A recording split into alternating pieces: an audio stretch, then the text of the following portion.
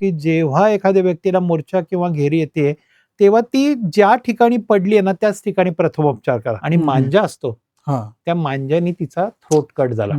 गाडीवरनं जाताना मांजाने throat cut झाला. ही जी इथली रक्तवाहिनी आहे कॅरोटिड आर्टरी मेंदूला ही कट झाली. लोकांना काय करायचं माहित नव्हतं किंवा मी मगाशी म्हणतो भीती असेल पण तिला वेळेत उपचार मिळाले. काय उपचार करायचे होते या ठिकाणी? समजा आपल्या घरामध्ये प्रथमोपचारचं सामान असेल तर त्या बॉक्समध्ये काय काय असलं पाहिजे? बरोबर. कुत्रा चावून जातो तर कुत्रा चावल्यानंतर तसा विषय फार मोठा आहे पण थोडक्यात त्याच्यावर प्रथमोपचार काय करता येईल असं? जीव वाचवण्यासाठी खूप मोठ्या गोष्टी करण्याची गरज नाहीये तर तुमची इच्छाशक्ती आणि योग्य ज्ञान त्या व्यक्तीचा जीव वाचवू शकतं. म्हणून ते आपल्या प्रथमोपचाराचं ज्ञान असणं गरजेचं आहे.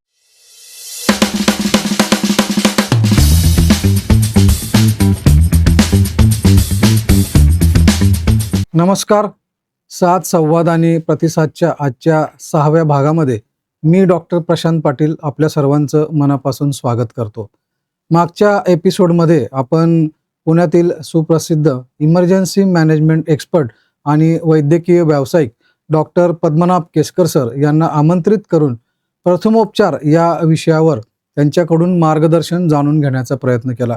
परंतु हा विषय फार मोठा असल्यामुळे मी यावरील काही उर्वरित प्रश्नांबद्दल मार्गदर्शन घेण्यासाठी सरांना पुन्हा एकदा विनंती केली आणि सरांनी आपला अमूल्य वेळ काढून आपल्या सर्वांना प्रथमोपचारच्या बाकीच्या घटनांविषयी मार्गदर्शन करण्यासाठी आज या ठिकाणी उपस्थिती दिली. त्याबद्दल मी पुन्हा एकदा आपल्या सर्वांच्या वतीने सरांचं मनापासून स्वागत करतो. सर, खूप खूप स्वागत. थँक्यू. मागच्या एपिसोडमध्ये सर आपण खूप छान माहिती दिली की कार्डियाक अरेस्ट आणि हार्ट अटॅक याच्यामधला फरक कसा करावा, या दोघांमध्ये उपचाराची जी पद्धत आहे प्रथमोपचाराची ती वेगळी वेगळी आहे, ती आपण खूप छान पद्धतीने समजावून सांगितली. त्याचप्रमाणे कुठे समुद्रामध्ये नदीमध्ये एखादा व्यक्ती बुडाला असेल तर त्याला वाचवण्यासाठी कशा प्रकारे प्रयत्न करायला पाहिजे आपण खूप छान सांगितलं की बऱ्याच वेळेला चुकीचे उपचार केले जातात, पोट दाबून पाणी काढलं जातं वगैरे. तर ह्या सगळ्या गोष्टी आपण मला वाटतं जे आमचे प्रेक्षक आहेत त्यांच्या मनामध्ये देखील अनेक वर्षांपासून मी तर म्हणेल किंवा अनेक दिवसांपासून हे जे प्रश्न होते किंवा त्यांनी फिल्म्समध्ये फक्त पाहिलेलं होतं, परंतु आज आपल्या मार्गदर्शनातून त्यांच्या मनातील हे गुंते सुटले असतील. त्यांना एक चांगला प्रथमोपचारचा जो मार्ग आहे तो आपल्या या मार्गदर्शनातून मिळाला असेल असं मला वाटतं. तर पुन्हा एकदा मी आपलं खूप खूप स्वागत करतो सर.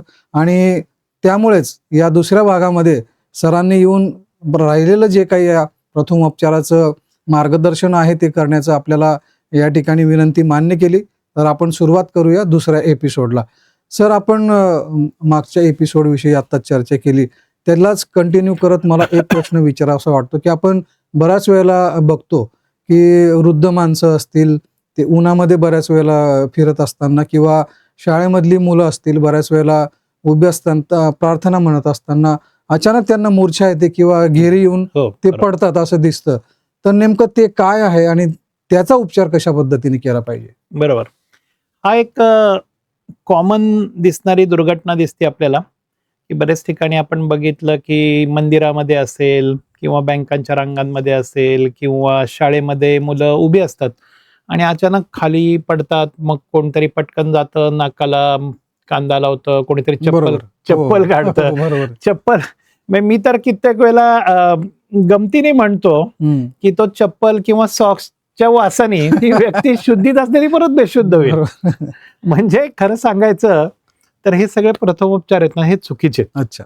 सगळ्यात महत्वाचं लक्षात मी कायम सांगतो की चुकीचे प्रथमोपचार हे घातक असतात, कधी कधी फायदा देत नाही, पण वर्षोनवर्ष ते आपल्यावरती लादले गेलेले. मी समाजाला दोष देणार नाही. समाजाला जे आपण देतो ते समाज स्वीकारतो असं असतं. मीडिया असेल, दृकश्राव्य माध्यम असेल, त्याच्यातनं त्यांना जी फिडिंग होतं त्या पद्धतीने ते पुढे जातात. बरोबर. आता आपण व्हॉट्सअप युनिव्हर्सिटी म्हणतो, त्यातनं जे ज्ञान लोकांना वाटतं तेच खरं आहे. तर खरं काय आणि खोटं काय याच्यामध्ये खूप पातळ सीमारेषा असते आणि ती आपण आता या ठिकाणी डिफाईन करतोय की बरोबर काय. आपला उद्देश हा आहे की समाजापर्यंत बरोबर काय, योग्य काय हे पोहोचवणं आहे. तर त्याच्यामध्ये आता मूर्छा किंवा घेरी याविषयी जो प्रश्न विचारला हा खूप महत्वाचा प्रश्न आहे. कारण हार्ट अटॅक काही कोणाला रोज येणार नाहीये, म्हणजे आपल्या रोजच्या रोज कोणी दिसणार नाही हार्ट अटॅक आलेलं किंवा कोणाला बुडालेलं, पण चक्कर येणं, घेरी येणं, मूर्छा येणं हे दैनंदिन जीवनामध्ये प्रत्येकाच्या घरात घडू शकतो, आजूबाजूला घडू शकतो. अशा वेळेला आपल्याला ते माहिती पाहिजे. खरं. कधी कधी लोकांच्या मनात प्रश्न पडेल की आपण मागच्या भागात प्रश्न घेतला होता की CPR द्यायची, अचानक एखादा माणूस बेशुद्ध पडला तर याला द्यायची का? तर सगळ्यात महत्वाचं लक्षात घ्या, जेव्हा आपण CPR देत होतो, मागचा भाग नीट तुम्ही परत एकदा बघू शकता. मागच्या भागात सांगितलं होतं CPR कोणाला द्यायची, त्याच्यात ती व्यक्ती नुसती बेशुद्ध पडलेली नाही आहे, तर तिचा श्वास बंद पडलेला आहे. हो. बेशुद्ध पडली तिचा श्वास बंद पडलाय. या ठिकाणी मूर्छा किंवा घेरी येते, त्या ठिकाणी त्या व्यक्तीची शुद्ध हरपते पण श्वास चालू असतो. बरोबर. जर का तुम्ही एखादी व्यक्ती अचानक दिसला, एखाद्या कोणी व्यक्ती खाली पडली, ती कशाने पडू शकेल? खूप वेळ उभं राहिलंय, मानसिक धक्का एखाद्याला बसलेला असेल, खूप वेळ खाल्लं पिलेलं नसेल. अगदी आपण मेडिकल कॉलेजमध्ये पण बघतो, खूप वेळ डिसेक्शनला उभा असतं आणि बघता बघता ती व्यक्ती खाली पडतील, म्हणजे ते डॉक्टर असून सुद्धा पडतील. याच्या मागचं कारण जे आहे, हे मेंदूला कमी झालेला रक्तपुरवठा. अच्छा. हे सगळ्यात महत्वाचं कारण आहे. की मगाशी मी म्हटलं, मागच्या भागात आपण म्हटलं की मेंदूला सतत रक्ताचा पुरवठा म्हणजेच ऑक्सिजनचा पुरवठा, रक्तामार्फत होणारा ऑक्सिजनचा पुरवठा गरजेचा असतो. मागच्या वेळेला जेव्हा CPR देतो तेव्हा तिथं थांबलेला होता, पण इथं थांबलेला नसतो. आपण एक लोकांच्या भाषेत सांगायचं आलं तर रुपयातला 8 आणे होत असतो. म्हणजे रुपयातला रुपया, लोकांना रुपयाचा भाषा कळते, रुपयातला 8 आणे होतोय म्हणजे 50%. जेव्हा मेंदूला रक्तपुरवठा कमी होतो, ऑक्सिजन पुरवठा कमी होतो, तेव्हा मेंदू म्हणतो आता माझं काही खरं नाही, आडवं हो. याचा फायदा काय होणार आहे? म्हणजे जी व्यक्ती पडते, आता उभी आहे, घेरी येऊन पडते, तेव्हा ती काय होती? उभ्याची आडवी होती. त्यांनी काय होणार आहे? रक्तपुरवठा वाढणार. म्हणजे गुरुत्वाकर्षणाच्या विरुद्ध दिशेने जो रक्तपुरवठा वरती जातोय त्याला अवघड होतं, म्हणजे तो पुरत नाहीये. जेव्हा ती व्यक्ती खाली पडते तेव्हा तो रक्तपुरवठा सुरळीत होतो. त्या माणसाचा मेंदूला रक्तपुरवठा चांगली मिळाला, ऑक्सिजन मिळाला की ती व्यक्ती शुद्धीत येते.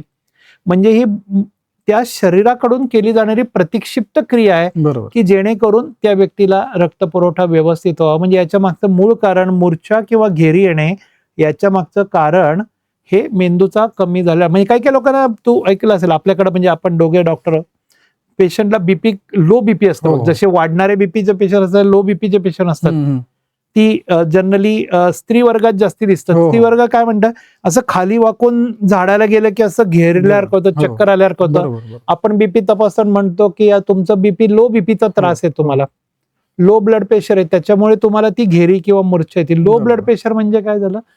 शेवटी ब्लड प्रेशर म्हणजे काय? हृदयाकडनं जेव्हा पंपिंग होत आहे तेव्हा वरती जाणारं जे प्रेशर, त्याला आपण म्हणतो हाय प्रेशर, लो प्रेशर.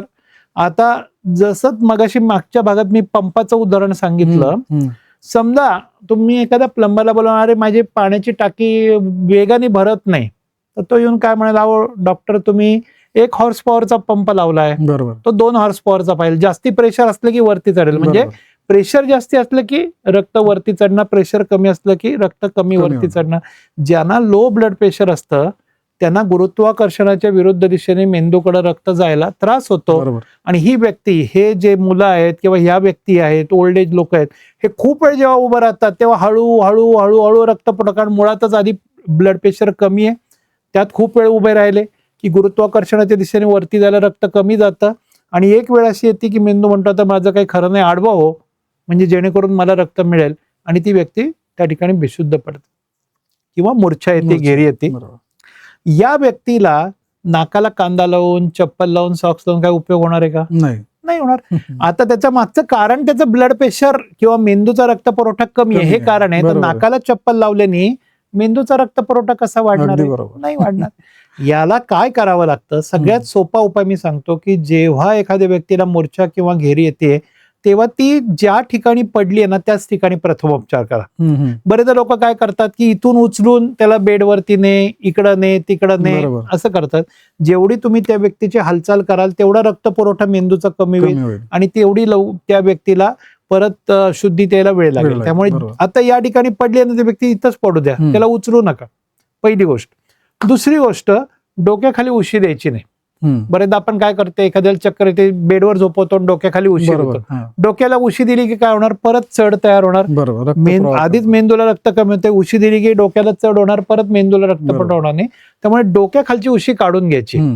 डोक्याखालची उशी काढून घ्यायची, ती कुठे ठेवायची? पायाखाली ठेवायची. पायाखाली ठेवल्याने काय होणार आहे?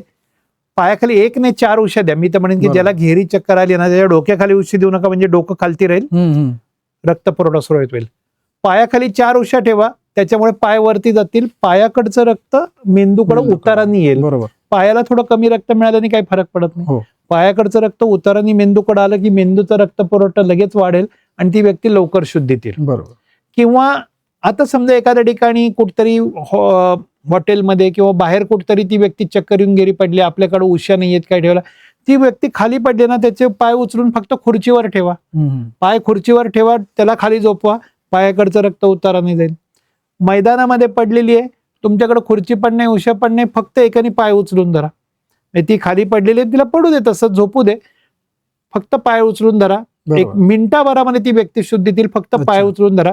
फक्त 2च गोष्टी करायची. एखादी व्यक्तीला मूर्छा किंवा घेरी येते असं लक्षात आलं तर तिला आधार द्यायचा. बरोबर. बरेचदा घेरी येताना ती पडताना तिला डोक्याला मार लागायची शक्यता असते, त्यामुळे त्याला डोक्याला मार लागू नये म्हणून आधार द्या, झोपवा, जिथं पडले तिथं प्रथमोपचार करा, डोकं खाली ठेवा, पाय वरती करा. इतका सहज सोपा प्रथमोपचार आहे. आणि दुसरं अजून एक गोष्ट सांगेन, म्हणजे कपाळावर थंड पाण्याची घडी ठेवू शकता तुम्ही. हा, कपाळात थंड पाण्याची, आपल्याकडे जर का रुमाल असेल, हातरुमाल असेल तर पाण्यात भिजवा आणि कपाळात थंड पाण्याची घडी ठेवा. तोंडावर पाण्याचे सपकारे मारू नका. बरेच जण लोकांना सवय असते की अरे त्यांनी काही खाल्लं नसेल, मग त्याला तोंडामध्ये कोणतरी साखर घालतं, बिस्किट घालतं, आणि मग ते जे गोष्टी असतात, एक लक्षात ठेवा, जी व्यक्ती पूर्ण शुद्धीत नाहीये ना तिच्या तोंडात तुम्ही जे काही घालता, पाणी घालता, साखर घालता, जे काही घालता ते त्याच्या श्वासमार्गात जातं, ते पोटात जात नाही आणि ते जास्ती धोकादायक आहे, ज्याला आपण ऍस्पिरेशन म्हणतो. बरोबर. जोपर्यंत ती व्यक्ती उठून बसून बोलत नाही, तुम्हाला वाटतं नाही हिला पाणी द्यायचंय, साखर त्याचं द्या, मी नाही म्हणत नाही, पण जेव्हा ती थोड्याने 1 मिनिटा, 2 मिनिटांनी, 5 मिनिटांनी शुद्धीत येईल आणि उठून बसेल आणि म्हणेल की मला काही कळत नाही, मला थोडी चक्कर आली पण आता बरं वाटतंय, जेव्हा तुमच्याशी ती बोलतीये, संवाद साधते, अशा वेळेला तुम्ही त्याला चहा द्या, पाणी द्या, साखर द्या.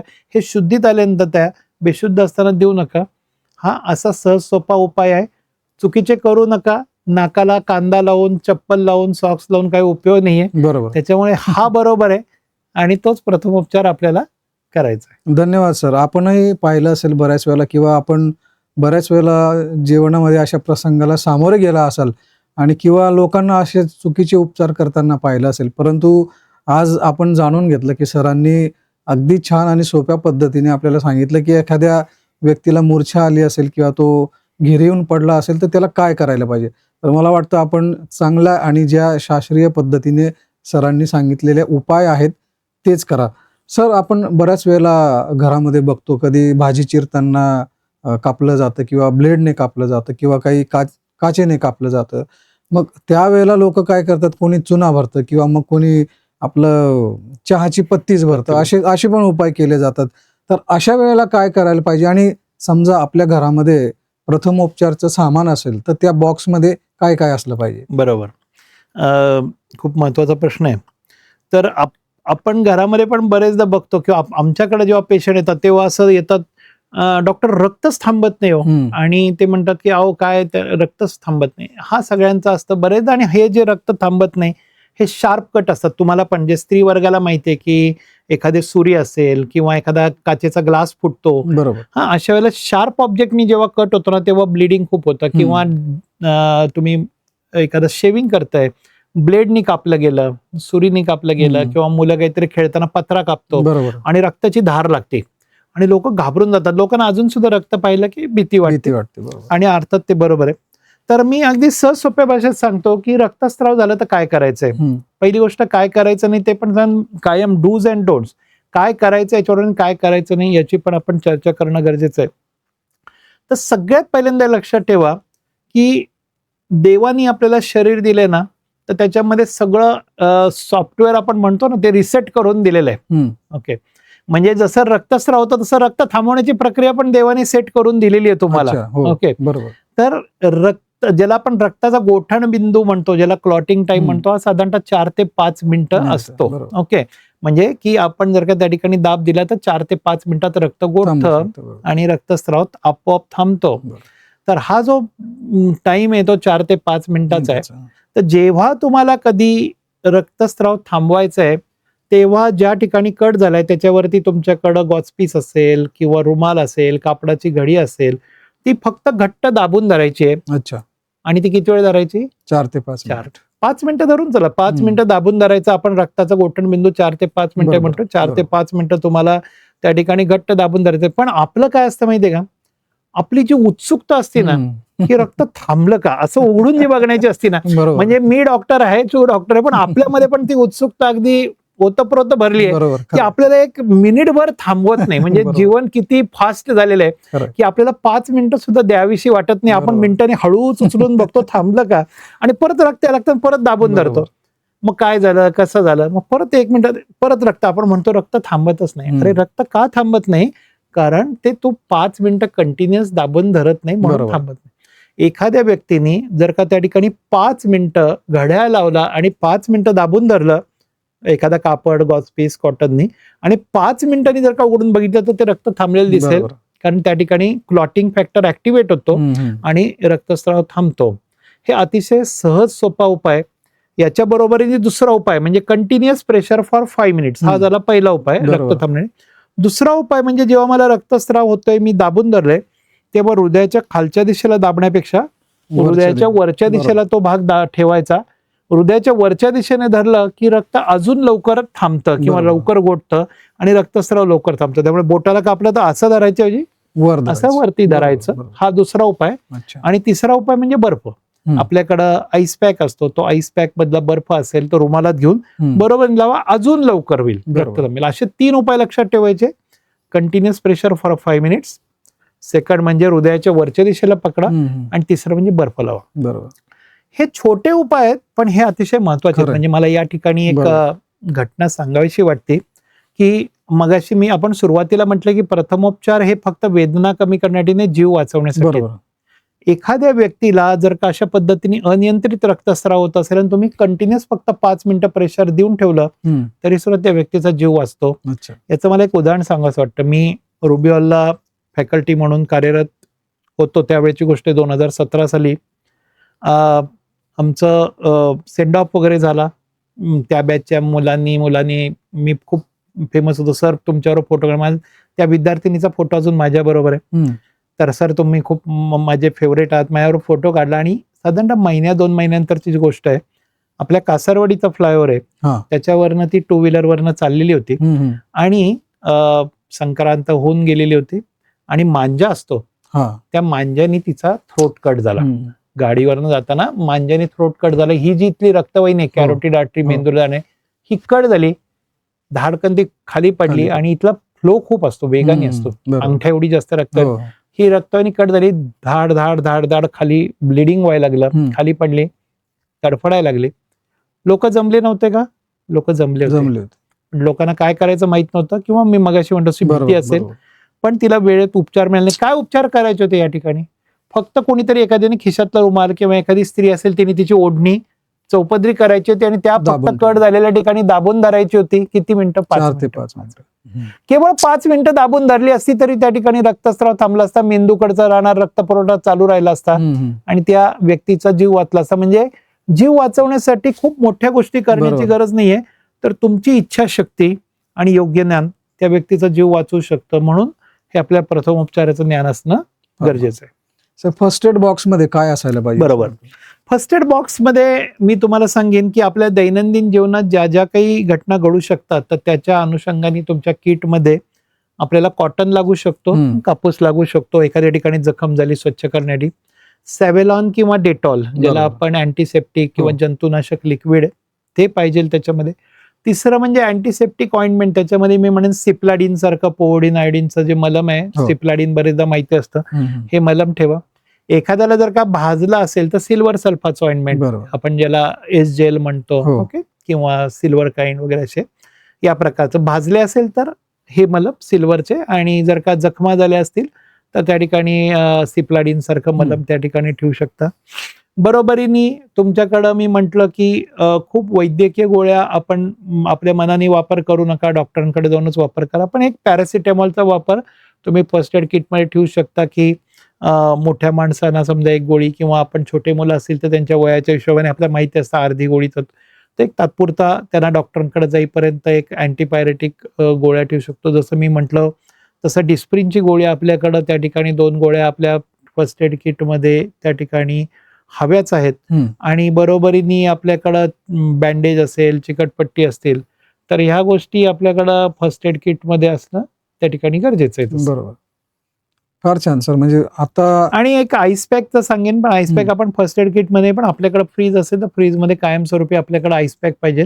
त्याचा वारंवार उपयोग आपल्याला करण्याची गरज पडू शकते. आपण पुढे गेल्यानंतर, जसं आता मी या ठिकाणी म्हटलं की रक्तस्राव झाल्यानंतर बाजूने बर्फ लावला तर रक्त थांबतं, तसंच एखाद्याला मुका मार लागतो. बरेचदा काय होतं की रक्त बाहेर नाही बरोबर. पडत, त्वचेच्या आतमध्ये राहतं. आपण बरोबर. म्हणतो की टू व्हीलरवरनं खाली पडतो, सायकलनं किंवा जिन्यातनं घसरतो आणि असं काळं निळं होतं पूर्णपणे त्या बरोबर. ठिकाणी.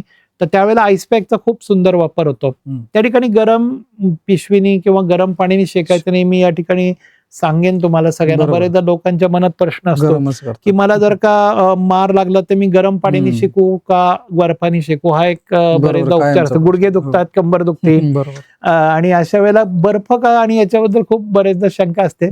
तर लक्षात ठेवा, जर का मार लागलेला असेल ना तर बर्फ लावायचं, हे लक्षात ठेवा. म्हणजे एखादे आजोबा आहेत आणि ते म्हटले की माझे गुडघे खूप दुखतायत, सुजलेत. आपण विचारलं काय झालं आजोबा, ते म्हटले नाही, काल जिन्यातनं पाय घसरला, मार लागला आणि गुडघा सुजलाय. या ठिकाणी गरम पाण्याच्या पिशवीने शेकलं तर त्या गुडघ्यांमध्ये पाणी होईल. बरोबर. त्या ठिकाणी इन्फ्लमेशन होईल आणि पाणी होईल. त्याच्यामुळे याला कधी मार लागला असेल तर त्या ठिकाणी कधी गरम पाण्याच्या पिशवीने शेकू नका, या ठिकाणी बर्फ लावा. बरोबर. पण एखाद्याला संधिवात आहे, आंबवात आहे आणि थंडीमुळे आता सांधे आखडलेत, पावसामुळे सांधे आखडलेत, दुखतायत, बरोबर. इथं उलट, इथं जर का बर्फ लावला तर त्याच्या वेदना वाढतील. इथं डायरेक्ट गरम पाण्याची पिशवी वापरली पाहिजे.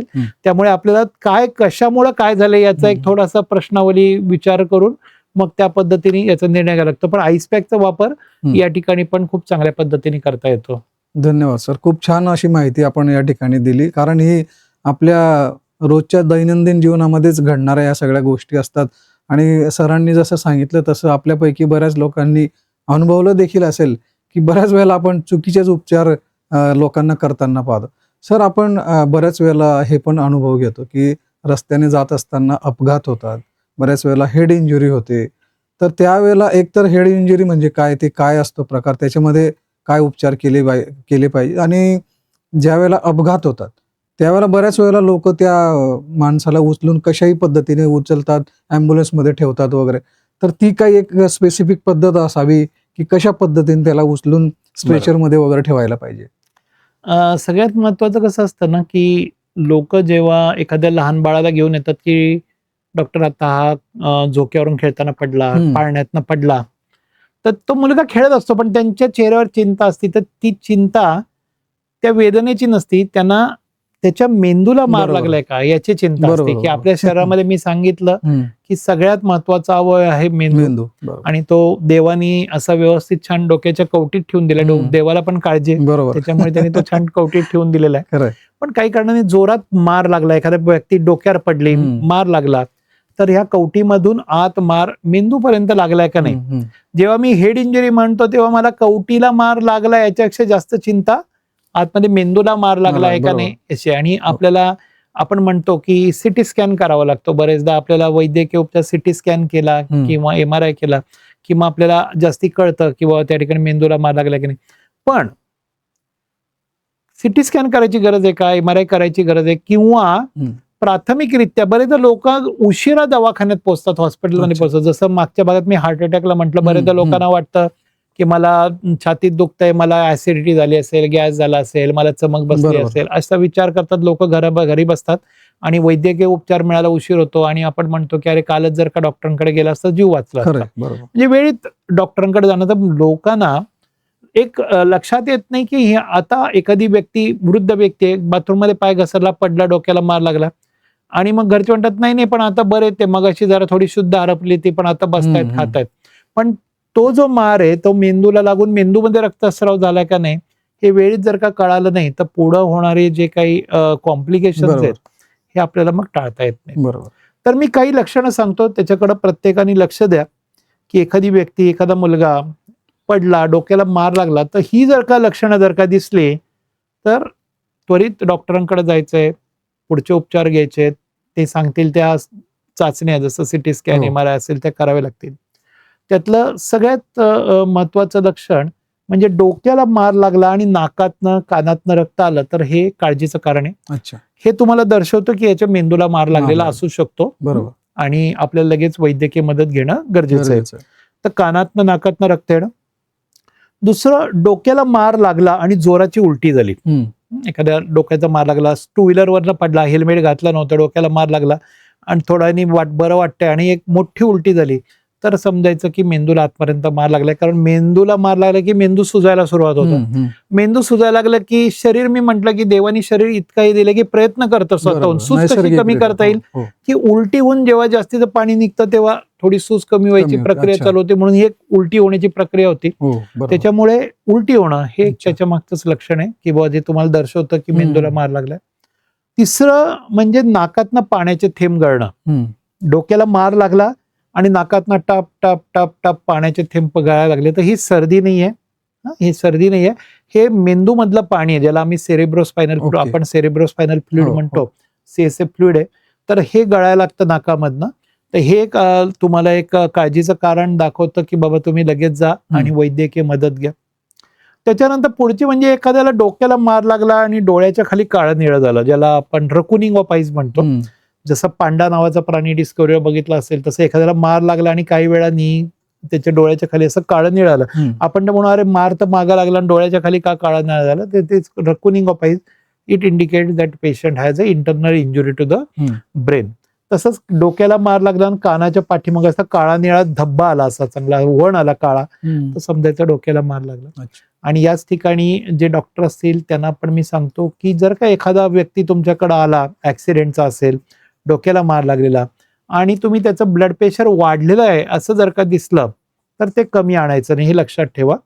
ते मार्जिनल जे ब्लड प्रेशर वाढतं, की समजा एखाद्याचं बीपी नेहमी 120-80 असतं, पण आता ती व्यक्ती पडली, डोक्याला मार लागला आणि जेव्हा तुम्ही तिचं ब्लड प्रेशर बघितलं तर 160-100 आहे. तर हे वाढलेलं ब्लड प्रेशर आहे, हे मेंदूचा रक्तपुरवठा सुरळीत राहण्यासाठी म्हणून वाढलेलं असतं.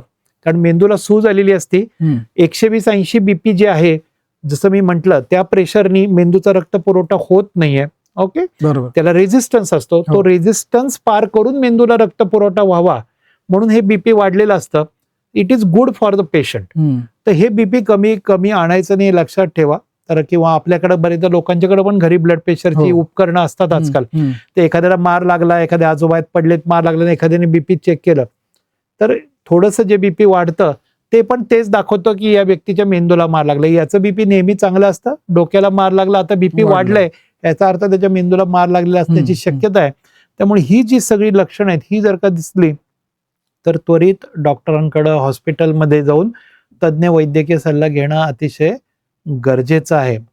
याच ठिकाणी अजून एक सांगेन मी की डोक्याला मार लागला आणि डोक्यामध्ये जर का तुम्हाला असं वाटलं की काचेचा तुकडा आहे, किंवा कधी कधी ऍक्सिडेंट होतो आणि एखादी व्यक्ती असते, पडलेली असते आणि डोक्यामध्ये काच असते, कुठेतरी काहीतरी गेलेलं असतं, खिळा असतो, काहीतरी असतं ऍक्सिडेंट, तर हे कधी ओढून बाहेर काढायचं. हा बाहेर काढायचं नाही. काच असेल, खिळा असेल, डोक्यामधलं गेलेलं काढायचं नाही. आणि दुसरी गोष्ट म्हणजे मी मागे सांगितलं की रक्तस्राव होत असताना जसं आपण जखम स्वच्छ धुवून घेतो, आपण म्हणतो माती असेल, काडी असेल, घाण असेल, कचरा असेल म्हणून ती जखम स्वच्छ धुवून घेण्यासाठी भरपूर पाणी वापरतो, गरम पाणी वापरतो. इथं मात्र तसं करायचं नाही. डोक्याला जर का जखम झाली एखाद्याला खोल, तर त्या ठिकाणी खूप द्रवाचा वापर नाही करायचा. म्हणजे एखादं गरम पाण्याने किंवा सॅव्हलॉन डेटॉल आहे तर त्यांनी मॉप करा, पण ते खूप ओतायचं नाही, कारण आपल्याला माहित नाही जखम कितपत खोल आहे. ही जखम जर का जास्त खोल असेल आणि कवटीला तडा गेला असेल तर हे जे दूषित जल आहे वापरू शकता, ते मेंदूच्या आवरणापर्यंत जाऊ शकतो. त्याच्यामुळे खूप त्या ठिकाणी जखम स्वच्छ करण्यासाठी द्रव पदार्थांचा वापर करायचा नाही, असं त्या ठिकाणी मला सांगावं असं वाटतं. ते खिळा किंवा ऑब्जेक्ट जे काही असेल ते काढायचं का तसंच राहू द्यायचं? नाही, ते काढायचं नाही काढायचं. हे अंडर ऑब्झर्वेशन काढावं लागतं. हे इथंच असं नाही, पोटात पण. आपण बरेचदा बघतो की कुठतरी मारामारी होती, कोणातरी पोटात चाकू खूप असला जातो. ओके, आणि किंवा एखाद्याला काहीतरी आपण बघतो टू व्हीलर चाललंय, समोरच्या ह्याच्यामध्ये काहीतरी गज चालले आणि काहीतरी खूप, हे जे खूप असलेलं असते ना, हे जर का तुम्ही काढलं, it causes lot of bleeding. कसं असतं, आता एक समजा एखाद्याच्या पोटात कोणीतरी मारामारी झाली, चाकू खूप असला, ही चाकू खूप असला गेला, तो रक्तवाहिनीत घुसला, पाणथरीत स्प्लीन मध्ये घुसलाय, पण हा जो चाकू घुसला त्यांनीच ती जखम पण सील केली. बरोबर. जेव्हा तुम्ही त्याला काढता तेव्हा त्याला ओपनिंग होतं आणि गश ऑफ ब्लिडिंग होतं. ओके, बरोबर. त्याच्यामुळे हे जास्ती धोकादायक हो. असतं.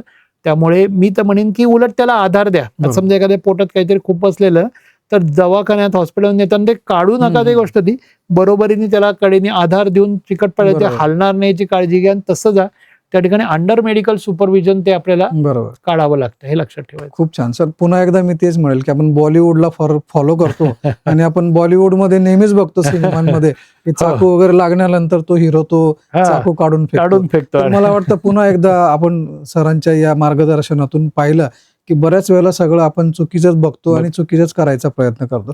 सर, रक्तस्रावाचाच संबंधित एक प्रश्न की गुळणा फुटणे ज्याला म्हणतो, बरोबर. नाकातनं रक्त वगैरे येणं, त्याला बरेच लोक म्हणतात की ते उष्णतेमुळे झालं. तिथेही आपण पाहिलं गावांमध्ये वगैरे कुठेतरी दाराची जी कडी असते त्याला ते नाकावर घासायचा प्रयत्न करतात, असे काहीतरी उपचार केले जातात. तर ते नेमकं काय, त्याच्यावर काय उपाय केले पाहिजे? नाकाचा घोळणा फुटणं, ज्याला वैद्यकीय परिभाषेत आम्ही इपिस्टॅक्सिस म्हणतो, तर हे कशामुळे होतं की आपल्या नाक आहे ना, नाकाच्या आतमधली अंतर्गत त्वचा आणि अंतर्गत रक्तवाहिन्या खूप वरच्यावर असतात, ज्याला आम्ही सुपरफिशियल म्हणतो. जेव्हा अतिप्रमाणात ऊन असतं तेव्हा जी गरम धूळ नाकामध्ये जाते, त्याच्यामुळे नाक कोरडं पडतं, त्यावेळेला त्या स्किन तडकती, रक्तवाहिन्या तडकतात, फुटतात आणि नाकातनं रक्त येतं. तर हे एक प्रकारचं ब्लिडिंगच झालं, ज्याला नाकाच्या रक्त याच्या मागं कारण म्हणजे नाक कोरडं पडणं, नाकामध्ये गरम धूळ जाणं, जसं आता मागं म्हणतं तसं उष्णतेमुळे पण होऊ शकतं, किंवा काही काही लहान मुलांना खपल्या काढायची सवय असते की नाकामध्ये जेव्हा कोरडं पडतं, खपल्या येतात, तेव्हा ही खपली काढली की परत त्या ठिकाणी तो नाकाचा पोपडा निघतो, रक्त व्हायला सुरुवात होती. करायचं काय? लोक आपल्याकडे परत येतात की नाकातनं रक्तच थांबत नाही. सगळ्यात पहिलं लक्षात ठेवायचं, प्रथमोपचार करताना जेव्हा नाकाचा घोळणा फुटलेला आहे तेव्हा त्याला कधीही झोपवायचं नाही, बरोबर, त्याला बसवायचं. याला ज्याला नाकाचा घोळणा फुटलाय त्याला बसून प्रथमोपचार करायचे. याच्या मागची 2 कारणं आहेत. याच्या मागची 2 कारणं का झोपवायचं नाही, तर आता नाकाचा घोळणा फुटलाय आणि बसलेल्या अवस्थेत ते नाकातनं रक्त बाहेर येते. मी त्याला झोपवलं तर ते रक्त बाहेर यायच्याऐवजी आतमध्ये जाईल, श्वासनलिकेत जाईल, हे पहिली गोष्ट आली. आणि मगाच्या आपण भागामध्ये काय सांगितलं, रक्त केव्हा लवकर थांबतं, जेव्हा हृदयाच्या वरच्या दिशेने तो भाग असतो तेव्हा थांबतं. जेव्हा आपण झोपवतो तो हृदयाच्या खालच्या दिशेला जातो आणि रक्त लवकर थांबत नाही. जेव्हा मी बसलेला आहे तेव्हा हृदयाच्या वरती नाक येतं आणि त्यामुळे रक्त लवकर थांबायला मदत होती. म्हणून पहिली गोष्ट लक्षात ठेवायची, बसून प्रथमोपचार करायचे. दुसरी गोष्ट, मगाशी मी सांगितलं तेच परत, की किती वेळ आपल्याला दाबावं लागतं, 4 ते 5 मिनिट. 4 ते 5 मिनिटं. त्यामुळे जेव्हा या व्यक्तीचा नाकातनं रक्तस्राव थांबवायचा आहे तेव्हा याचं नाक घट्ट पकडून ठेवायचं. आपण त्याला सांगायचं की मी तुझं आता नाक घट्ट पकडून धरणार आहे. किती मिनिटं? 5 मिनिटं पकडून धरणार. 5 मिनिटाच्या आत सोडायचं नाही, कारण आपल्याला गोठणबिंदू रक्ताचा जो आहे तो अचीव्ह करायचा. त्यामुळे घट्ट फक्त एक सांगायला विसरायचं नाही, मी नाक दाबतोय, तोंडावाटे श्वास घे, तोंडावाटे श्वास घे. नाहीतर आमच्याकडे असे असतात, मग डॉक्टर तुम्ही सांगितलं नाही आम्हाला, सांगण्याची भाग नाहीये पण एक गमतीचा भाग. तर त्याचे नाक दाबा आणि त्याला सांगा तोंडावाटे श्वास घ्या, घड्याळ लावा 5 मिनिटं, 5 मिनिटांनी नाक सोडा, रक्त थांबलेलं दिसेल. आणि या ठिकाणी मगाचाच उपचार परत वापरायचा, आईस पॅक. म्हणजे जेव्हा एखादी व्यक्ती नाक घट्ट दाबून धरते 5 मिनिटं, तेव्हा दुसऱ्या व्यक्तीने कडेने बर्फ लावला तर त्या ठिकाणी लवकर रक्त थांबायला, घोळणा फुटायला थांबलेला होईल. आता हे झालं तातडीचा उपचार, की आता या ठिकाणी मी या पद्धतीने केलं. पहिली गोष्ट बसून प्रथमोपचार, दुसरं कंटिन्युअस प्रेशर फॉर 5 मिनिट, 5 मिनिटं घट्ट नाक दाबा, तिसरं कडेने बर्फ लावा, हा झाला प्रथमोपचार. पण हे परत परत होऊ नये याच्यासाठी आपल्याला संबंधित व्यक्तीला काही सूचना कराव्या लागतील, की बाहेर जाताना तू नाका तोंडाला कापड लाव किंवा मास्क लाव, की जेणेकरून गरम धूळ तुझ्या नाकात जाणार नाही, पहिली गोष्ट. दुसरी गोष्ट, नाक कोरडं राहणार नाही याची काळजी घ्यायची. काय घरच्या घरी काय करू शकतात, गाईचं साजूक तूप असतंय ते तूप नाकाला आतमधनं झोपताना लावाय. ज्याचं कायम घोळणा फुटतो, ज्या मुलाचा कायम घोळणा फुटतो, जनरली उन्हाळ्यात जास्ती होतात घटना, तर रात्री झोपताना फक्त नाकाला आतनं तूप लावा. त्याच्यामुळे त्या ठिकाणी आर्द्रता राहील, कोरडेपणा येणार नाही आणि नाक वारंवार घोळणा फुटायचं थांबेल. आणि त्या व्यक्तीला सांगायचं, त्या मुलाला सांगायचं की तू नाकामध्ये त्याचे स्कॅप काढू नको, जे खपल्या असतील त्या काढू नको, आणि थोडं जे आपण म्हणतो तिखट उष्ण पदार्थ न खाणं. तर ह्या गोष्टी जर का सांगितल्या तर आपल्याला नाकाचा घोळणा फुटणं थांबवता येऊन जाऊ. बरोबर सर. याशिवाय आपण बऱ्याच वेळेला रोजच्या जीवनामध्ये जगताना बघतो की आपण खाली पडलो, कुठं बाथरूम मध्ये पाय वगैरे सटकून पडलो तर फ्रॅक्चर्स होतात बऱ्याच वेळेला. तर ते कधी कधी आपल्याला सर्वसामान्य माणसांना लक्षात येत नाही. तर फ्रॅक्चर झाला असेल ते कसं ओळखायचं, किंवा मी जसं मगाशी म्हटलं की रस्त्याने अपघात झाला असेल तर त्या व्यक्तीला उचलताना काय काळजी घेतली पाहिजे? बरं. सगळ्यात महत्वाचं एक लक्षात घ्यायचं आहे की परत तोच आला की मागा मी म्हटलं तसं प्रथमोपचार हे जीव वाचवण्याचं काम बरोबर. करतं. हम्म. की बरेचदा लोकांना वाटतं की काय बाबा फ्रॅक्चर आहे, दवाखान्यात गेल्यानंतर बघतील, एक्सरे काढतील, डॉक्टर प्लॅस्टर घालतील, प्रथमोपचार नाही दिले तर काय फरक पडतोय. तर फ्रॅक्चर मध्ये पर्टिक्युलरली जर का योग्य वेळी प्रथमोपचार दिले नाही तर त्या व्यक्तीचा जीव जातो. याची मागची मी तुम्हाला का जातो ते सांगतो. हे जे लॉंग बोन फ्रॅक्चर आहेत, हाताची हाडं, पायाची हाडं, बरोबर. ज्याला आपण लॉंग बोन म्हणतो, मोठी, हां. लांब हाडं आहेत, बरोबर. तर ही शरीरामध्ये आधार द्यायचं काम करतात. आणि त्या आधार कोणाला देतात? तर रक्तवाहिन्या आधार देतात. म्हणजे बरोबर. हृदयापासून पायाच्या अंगठ्यापर्यंत, हृदयापासून हाताच्या बोटांपर्यंत ज्या रक्तवाहिन्या जात आहेत त्याला आधार देण्याचं काम या हाडं जी आहेत ही लॉंग बोन आहेत ही करतात. म्हणजे एखादं झाड आहे, एखादी वेल असेल, ही वेल हवेत जाते का? नाही. त्या झाडाभोवती वेडे मार जाईल. किंवा आपण एखादा बांबू लावतो, एखादी झाड असेल, वेल असेल तर आपण एक बांबू लावतो, त्या बांबूला धरून ती वेल वरती जाते आणि तिला आधार लागतो. तसंच या रक्तवाहिन्यांना पुढे जाण्यासाठी आधार लागतो आणि तो आधार देण्याचं काम हे लॉंग बोन करतात. आता असं विचार कर, एखादं वादळ आलं आणि ते झाड तुटलं, ते बांबू तुटलं तर काय होईल? त्याला बाजूला असलेली वेल पण तुटेल, कारण तिने तिचा आधार घेतलाय. तेच इथं पण लागू पडतं. जेव्हा एखाद्या व्यक्तीचं लॉंग बोन तुटतं, हाड तुटतं, तेव्हा केवळ ते हाड तुटत नाही तर त्याला लागूनची जी रक्तवाहिनी आहे, त्याला लागूनच्या ज्या नसा आहेत या पण तुटतात, फुटतात आणि अंतर्गत रक्तस्राव होण्याची शक्यता असते. त्यामुळे लॉंग बोन होणं, लॉंग बोन फ्रॅक्चर झालं, लॉंग बोन फ्रॅक्चर अस्थिभंग आपण म्हणू, तो झाला तर केवळ वेदना हा केवळ काळजीचा भाग नाहीये, तर त्या अस्थिभंगामुळे त्याला लागून असलेली रक्तवाहिनी फुटली तर अंतर्गत रक्तस्राव होणं हा एक फार मोठा धोका असतो. आणि जेवढं मोठं हाड तेवढी मोठी रक्तवाहिनी, तेवढा जास्ती अंतर्गत रक्तस्राव. म्हणजे हा मांडीचं हाड आहे, हे सगळ्यात मोठं हाड आहे, मांडीचं हाड. याला लागून असणारी जी रक्तवाहिनी, ज्याला आपण फिमोरल आर्टरी म्हणतो, ही फुटली. दोन्ही मांडीची हाडं जर का एका वेळेला तुटली, बरेचदा होऊ शकतं एखादा अपघात होतो, अपघातामध्ये एखादा गाडी असती ती मांडीवरनं जाते किंवा अपघातामध्ये दोन्ही हाडं मांडीची तुटली तर आतल्या आतमध्ये 1.5 लिटर रक्तस्राव होऊ शकतो. अंतर्गत जो डोळ्याला दिसत नाही, आपल्याला फक्त डोळ्याला जे दिसतं त्यावर आपण विश्वास ठेवतो, पण या ठिकाणी दोन्ही मांडीची हाडं तुटली तर हाडं तुटली हा भाग वेगळा झाला, पण ते हाडं तुटल्यामुळे त्याला आधाराला असलेली रक्तवाहिनी जी आहे ती दोन्ही फुटल्या, आता आतमध्ये 1.5 लिटर रक्तस्राव होतो. आणि आपल्या शरीरामध्ये 5 लिटर रक्त असतं, 5 लिटर, त्यातलं 1.5 लिटर रक्त जर का रक्तवाहिनीच्या बाहेर आलं तर माणूस कोमामध्ये जातो, शॉक मध्ये जातो आणि त्याचा मृत्यू होतो.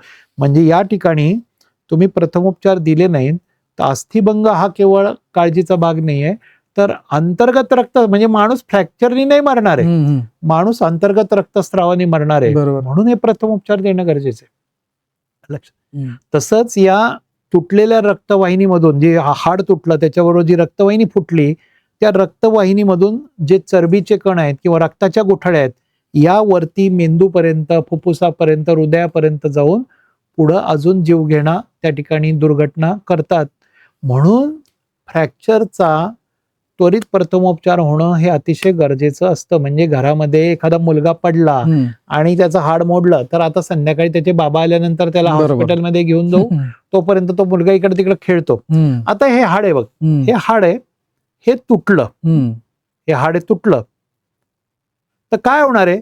जेवढी हालचाल होईल, दरवेळेला हाड हल्लं की बाजूची रक्तवाहिनी आणि बाजूची नस आहे ही डॅमेज होत राहणार आहे. म्हणून सगळ्यात महत्वाचं म्हणजे या तुटलेल्या हाडाला लवकरात लवकर सपोर्ट देणं गरजेचं आहे. हाड जुळण्यासाठी हाड नंतर जुळेल, पण आता ते हाड हालत राहिलं तर रक्तवाहिनी आणि नस डॅमेज होण्यासाठी या हाडाला सपोर्ट देणं गरजेचं आहे. त्याला आपण आधारपट्टी म्हणतो, वैद्यकीय भाषेत स्प्लिंट म्हणतात.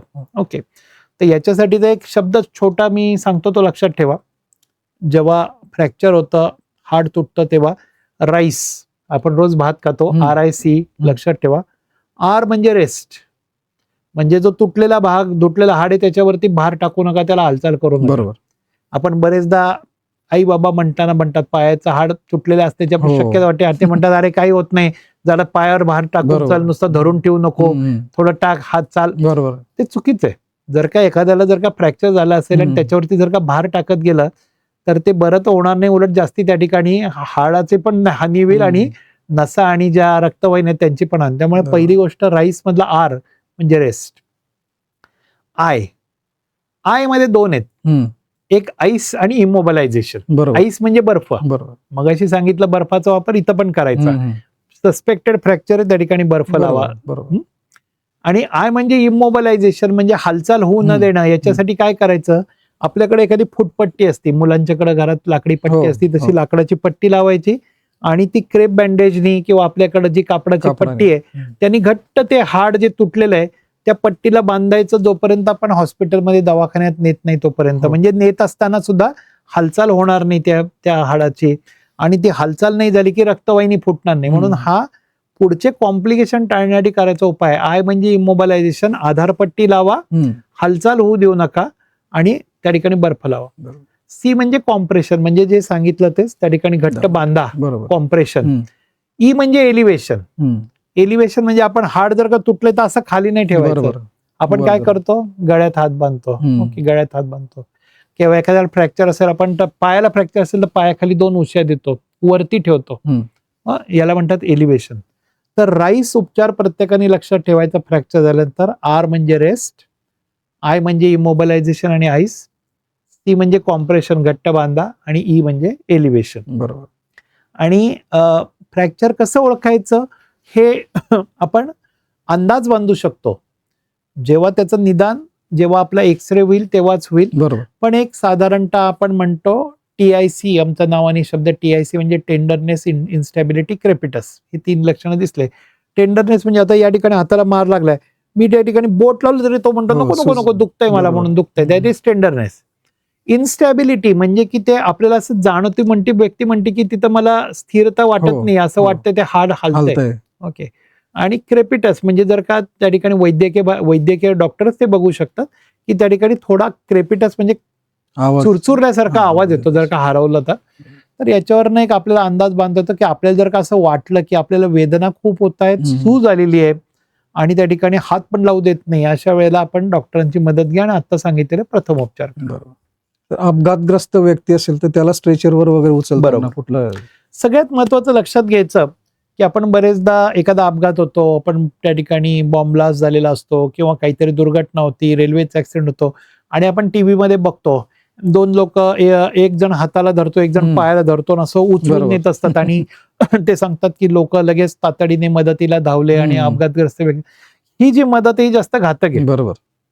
त्याच्या मागची भावना चांगली आहे, पण या पद्धतीने उचलल्यामुळे मानेचे मणके, पाठीच्या मणके याच्यामध्ये जर का स्पायनल कॉर्ड, ज्याला आपण मज्जारज्जू म्हणतो, हा जर का त्या ठिकाणी इजा झाली तर त्या ठिकाणी ती व्यक्ती जन्मभर अपंग किंवा पंगू होऊन राहू शकते. बरोबर.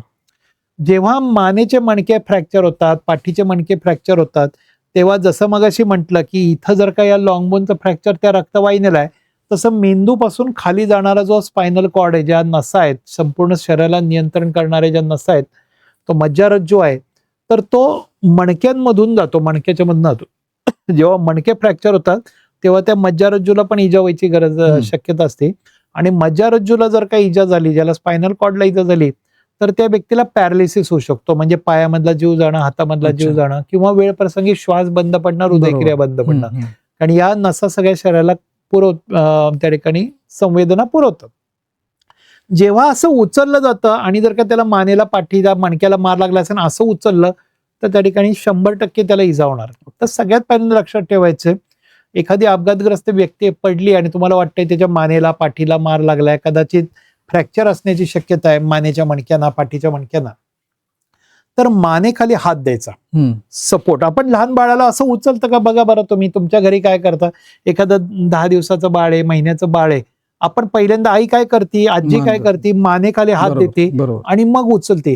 असं धरा की ती व्यक्ती लहान बाळ आहे, लहान बाळाला तुम्ही कसं उचलाल, मानेखाली हात द्याल, पाठीखाली हात द्याल, त्याला सपोर्ट द्याल, अशा पद्धतीने त्याला उचला. किंवा तुमच्याकडे स्ट्रेचर असेल तर त्या स्ट्रेचरवरती उचलताना सुद्धा मानेखाली, पाठीखाली हात देऊन त्या ठिकाणी उचलण्याची त्या ठिकाणी गरज असते. आणि मी सांगितलं असं पायाकडनं, हाताकडनं झोळीसारखं उचलणं असं डोकं खाली पडलेलं असतं. याच्यामध्ये ती व्यक्ती जिवंत राहिली तरी ती जन्मभर मरण यातना त्या ठिकाणी सहन करू बरोबर. शकते. आणि याच्यासाठी मी मागच्या भागात सांगितलं जसं पाठ्यपुस्तकांमधून हा अभ्यासक्रम शिकवणं गरजेचं आहे. बरोबर. पाठ्यपुस्तकात हा अभ्यासक्रम शिकवणं गरजेचं आहे की प्रॅक्टिकल मध्ये या गोष्टी आल्या पाहिजेत. कारण गोष्ट अशी आहे ना की आपण अभ्यासक्रमामध्ये अनेक गोष्टी अशा शिकतो की त्याचा आपल्याला जीवनभरात कधीच उपयोग होत नाही. बरोबर. आणि आपण म्हणतो की अरे मी काय शिकलो 10वी खरंय, पर्यंत खरंय. 12 यातलं मी कितीतरी ज्ञान आज काहीच वापरत नाही. बरोबर बरोबर. पण हे जे ज्ञान आहे याचा वापर मात्र याचं प्रॅक्टिकल जर का एखाद्याला आलं याचं म्हणजे तुम्ही सीपीआर ठेवली, मागच्या सांगितलं सीपीआर द्यायला हो, शिकवलं हो. मुलांना, प्रॅक्टिकलला 5 मार्क ठेवले खरंय. किंवा हे ज्या पद्धतीने फर्स्ट एडचं ठेवलं की जखमा कशा धुवाव्यात बरोबर. त्याचं ट्रेसिंग करावं किंवा एखाद्या अपघातग्रस्त व्यक्तीला हे त्याला जीवनभर उपयोगाला बरोबर. पडणार. याचं ज्ञान हे आपल्याकडे अजून पण मार्कांमध्ये हुशारी मोजणं हा पॅरामीटर आहे. बरोबर. त्याच्यामुळे मार्कांसाठी मुलं शिकतील. तुम्ही जर का त्यांना म्हटलं की नाही हे शिकणं तुला जीवनाच्या दृष्टीने महत्वाचं तर नाही शिकणार. अजून पण आपल्याकडे मार्क आणि सर्टिफिकेट या 2 गोष्टी आहेत. याचे शिक्के असल्याशिवाय लोक शिकत नाहीत. बरोबर. त्याच्यामुळे त्या गोष्टी आपल्याकडे कंपल्सरी केल्या पाहिजे. खरंय सर, खूप छान सांगितलं तुम्ही. खरं विद्यार्थ्यांना विद्यार्थी दशेपासूनच खरं तर हे शिकवलं गेलं पाहिजे. सर असाच एक प्रकार म्हणजे डोळ्यात कचरा जाणं किंवा फॉरेन बॉडी जाणं, त्यावर पण बऱ्याच वेळा लोक फुंकर मारतात, असे काही काही उपाय करतात. त्याला कसं डील करायला पाहिजे?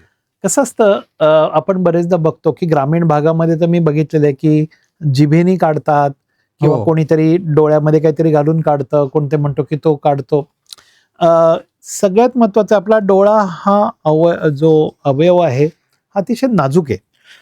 आणि त्याच्यामध्ये तुम्ही बघितलं तर डोळ्यामध्ये 2 भाग आहे, एक पांढरा भाग आणि काळा भाग. बरोबर. बुबुळाचा भाग काळा, पांढरा भाग ज्याला आपण कंजंक्टिव्हा म्हणतो. पांढऱ्या भागावरती धूळ कचरा काही दिसला ना तर काळजीचं काही कारण नाही. त्यांनी नजरेला काही धोका उत्पन्न होणार नाही. वेदना होतील, पाणी येईल, लाल होईल, पण त्याने पण डोळ्याच्या काळ्या भागावर जर का काही बर असेल, कचरा असेल तर तो धोकादायक आहे. कारण तो बुबुळावरती ओरखडे आणू शकतो आणि त्याच्यामुळे नजरेला त्या ठिकाणी धोका उद्भवू शकतो. त्याच्यामुळे त्याचे त्वरित प्रथमोपचार आणि बरोबर प्रथमोपचार होणं गरजेचं आहे. चुकीचे प्रथमोपचाराने परत धोका संभवतो की चुकीच्या पद्धतीने एखाद्याने काढायचा प्रयत्न केला तर ते बर काढताना, कचरा काढताना त्या बुबुळावर ओरखडे येतील, ज्याला आपण कॉर्नियल ॲब्रेजन म्हणतो. त्याच्यामुळे त्याला दृष्टी मांद्य होईल. याच्यात अजून लोक बरेचदा पुढची गोष्ट करताना आमच्याकडे दिसतात आम्हाला की लोक आपल्या घरात जो ड्रॉप असतो तो टाकतात. ते आपण आल्यानं म्हणतो काय झालं, काही नाही, डोळ्यात कचरा घाण गेले, डोळा लाल भडक झालेला असं. मग काय केलं? नाही, ते घरात मी मागच्या वेळेला डोळे आले तेव्हा ड्रॉप दिलेला होता तो टाकला आणि डोळा बंद करून ठेवला. आता गंमत कशी असते माहितीये का की 2 गोष्टी असतात त्याच्यामध्ये की डोळ्या आल्यानंतरचा जो आय ड्रॉप असतो ना त्याच्यामध्ये बरेचदा स्टिरॉइड्स असतात. की आपण सिप्लॉक्स डी, पायरिमॉन असे वेगवेगळे नावं घ्यायला नको, पण या ड्रॉप्स मध्ये स्टिरॉइड्स असतात. जेव्हा एखाद्याच्या बुबुळावरती कचरा गेलाय, काही घाण गेली आहे आणि त्याच्यामुळे ओरखडे आलेत, कारण बरेचदा डोळे चोळतात आणि असे ओरखडे आलेले असताना, कॉर्नियल ॲब्रेजन आलेले असताना जर का स्टिरॉइडल आय ड्रॉप टाकला तर ह्या ॲब्रेजन ओपेसिटी मध्ये जातात, अपारदर्शकता. बर. ज्याला बुबुळाची अपारदर्शकता म्हणतात, कॉर्नियल ओपेसिटी म्हणतात, त्यामध्ये कन्वर्ट होतात आणि त्याच्यामुळे कायमस्वरूपी त्याची दृष्टी जाऊ शकते आणि त्याला काही औषध नाही. बरोबर. म्हणजे केवळ एक चुकीचा प्रथमोपचार, जो तुम्ही स्टिरॉइडचे आय ड्रॉप टाकले त्याच्यामुळे त्या व्यक्ती, म्हणजे त्याला ट्रान्सप्लांट करणं हाच उपाय. काही तुम्ही म्हटलं माझ्याकडे खूप पैसे, काही उपयोग होत नाही. मी बघितलेले आहेत असे पेशंट की कायमस्वरूपी दृष्टी गेलेले. त्यामुळे मनाने कुठल्याही प्रकारचे आय ड्रॉप डोळ्यामध्ये टाकू नका, ही मला एक कळकळीची विनंती करायची. करायचं काय ते मी तुम्हाला सांगतो. पहिल्यांदा एखाद्याच्या डोळ्यात कचरा, घाण, काडी काय गेला असेल तर पहिली गोष्ट म्हणजे त्याला सांगतो डोळा चोळू नको, त्याच्यामुळे जास्त इजा होईल. दुसरी गोष्ट, आय वॉश, डोळा स्वच्छ धुणे, थंड पाण्याने डोळ्यात झोपवा त्या पेशंटला आणि पाण्याची धार नाकाच्या बाजूने डोळा ओपन करून डोळ्याची पाण्याची धार नाकाच्या आतल्या बाजूने टाकायची आणि ते पाणी घरंगळून कानाच्या बाजूने बाहेर येऊ द्यायचं.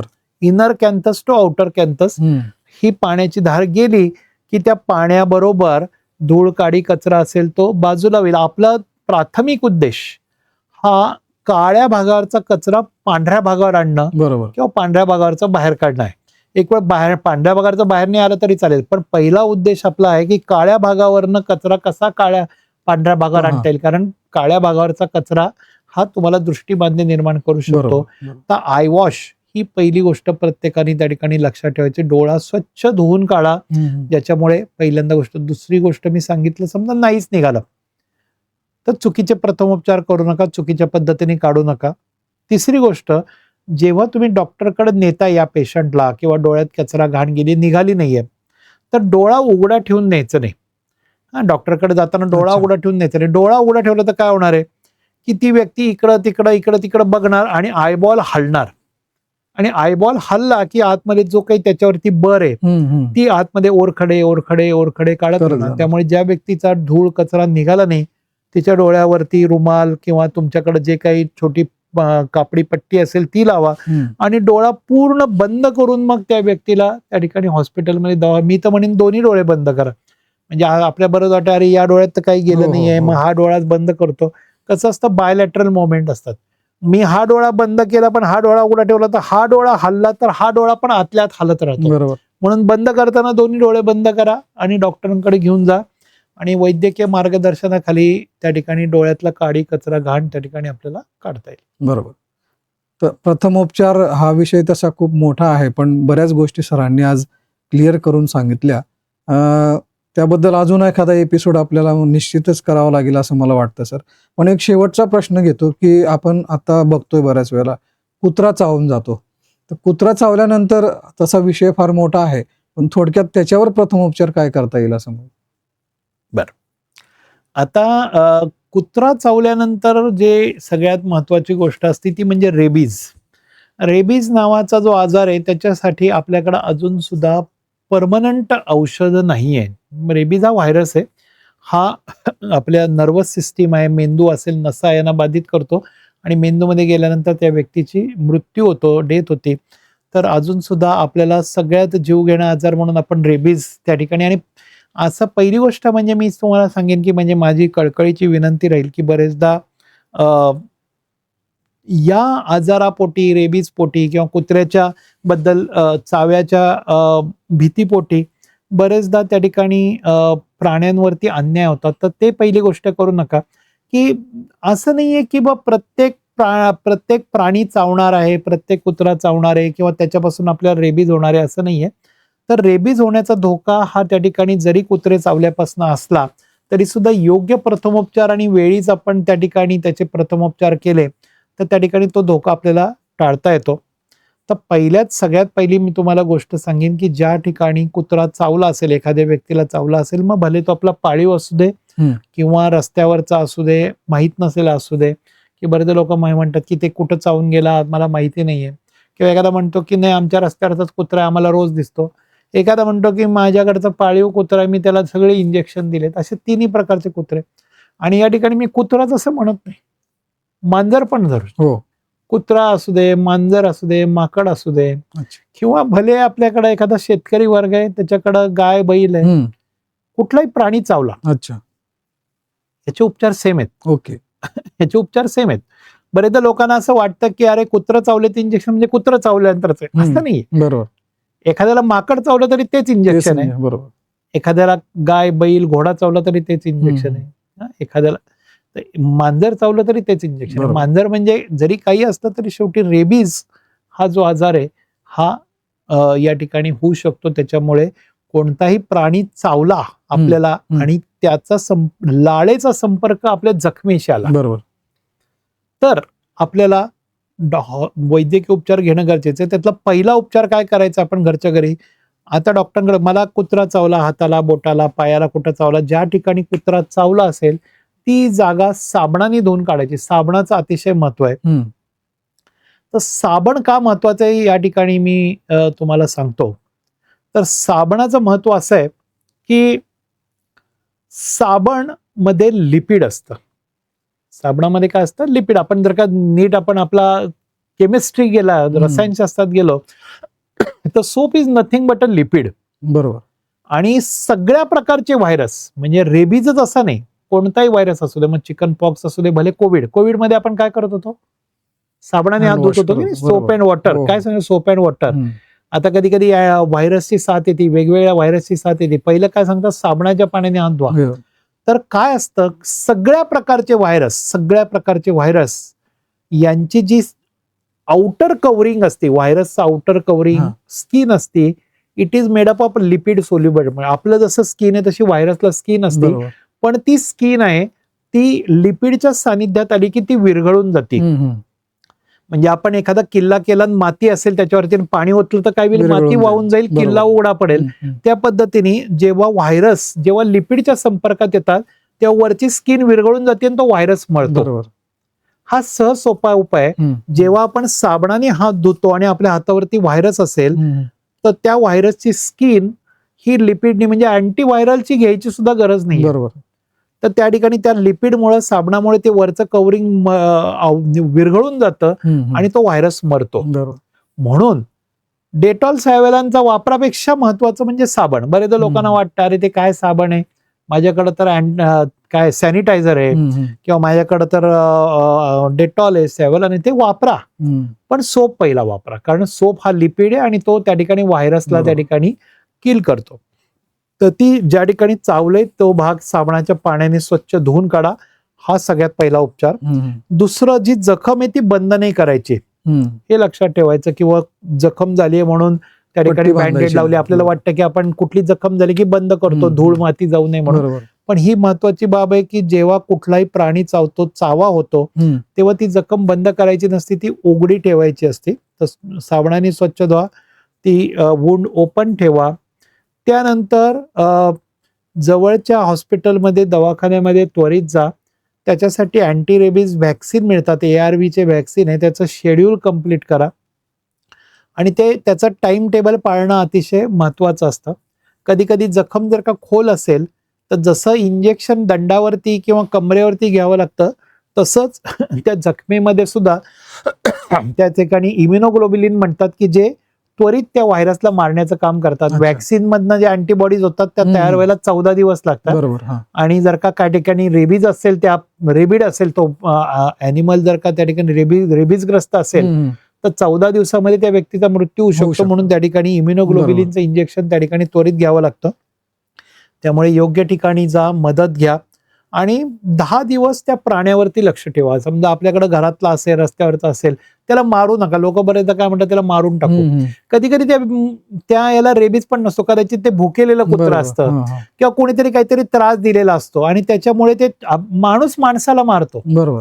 आज आपण म्हणतो कुत्रे चावतात, हे करतात, त्यांना मारा करा. अरे मी त्याच्यापेक्षा जास्ती घटना आपण पेपरमध्ये वाचतो, माणसाकडून माणसावर होणाऱ्या अत्याचार, त्याला खून करतात, अनेक प्रकारच्या. आपण माणसाला मारतो का? नाही मारत. शेवटी आपण प्रत्येक ठिकाणी चांगले वाईट गोष्टी असतात. सगळे कुत्रे काही चावत नाहीत, तर त्या ठिकाणी त्या कुत्र्याला मारू नका. त्याच्यावरती 10 दिवस लक्ष ठेवा. 10 दिवस जर का तो कुत्रा व्यवस्थित राहिला तर याचा अर्थ त्याला रेबीज नाही आणि तुम्ही पण सुरक्षित आहात. म्हणजे तुमच्या डोक्यावरची टांगती तलवार बाजूला होऊन जाते. 10 दिवसाच्या नंतर कुत्रा छान खेळतोय, खातोय, पितोय. किंवा तुमच्याकडची मांजर आहे, ती रोज येते, दूध प्यायला येते. तुम्ही जर काय ती मांजर रोज तुमच्याकडे दूध प्यायला येते, पण आज चावली म्हणून तिला हाकलून दिलं, मारलं, ती आलीच नाही, तुम्हालाच कळणार नाही. त्यापेक्षा 10 दिवस तिला दूध पिऊ द्या छान, ती 10 दिवस चांगली राहिली, तुम्ही पण निश्चित राहता. 10 दिवसाचा तो कालावधी असतो आणि आपलं टाइम टेबल कम्प्लीट करा आणि दुर्लक्ष करू नका. रेबीज एकदा झाल्यानंतर त्याच्यासाठी आपल्याकडे उपाय नाही आहे, त्यामुळे ते प्रत्येकाने त्या ठिकाणी लक्षात ठेवणं गरजेचं आहे. धन्यवाद सर, खूप छान माहिती आपण दिली याच्यावर देखील. तसं तर अजून आपल्याला प्रथमोपचार म्हणजे रोजच्या जीवनामध्ये घडणाऱ्या अशा भरपूर घटना आहेत की जिथे प्रथमोपचाराची गरज पडू शकते. परंतु मला वाटतं सरांना पुन्हा एकदा आमंत्रित मला करावंच लागेल 3ऱ्या एपिसोडसाठी, कारण अजून सर्पदंश असेल किंवा त्याच्यानंतर फिट येणं असेल, अशा बऱ्याच गोष्टी आहेत की ज्याच्यावर आपल्याला प्रथमोपचाराची गरज असते. ते आपण पुढच्या भागामध्ये नक्कीच पाहूया.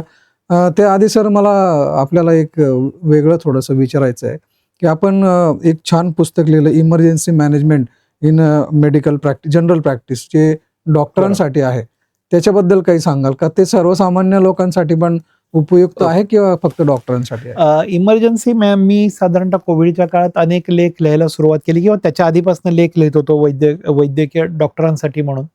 आणि माझा एक USP म्हणता येईल की मी म्हणतो की मला बरेच लोक म्हणतात की सर तुम्ही खूप छान माहिती सांगता, हे करता, किंवा तुम्ही खूप हुशार आहात. मी म्हणतो माझ्यापेक्षा खूप लोक हुशार आहेत. म्हणजे मी खूप कमी ज्ञानी असेल किंवा माझ्यापेक्षा खूप ज्ञानी लोक आहेत, पण मला सांगायची कला आहे, मला लिहायची कला आहे, लोकांपर्यंत विषय पोहोचवण्याची कला आहे.